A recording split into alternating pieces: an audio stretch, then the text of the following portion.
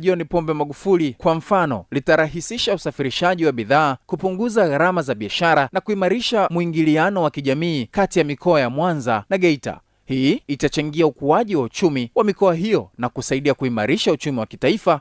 Aidha, juhudi za Rais Samia za kuimarisha miundombinu ya mjini kama barabara na njia 4 huko Mwanza zinaonyesha dhamira yake ya kuhakikisha kwamba maendeleo yanawafikia wote bila kujali eneo.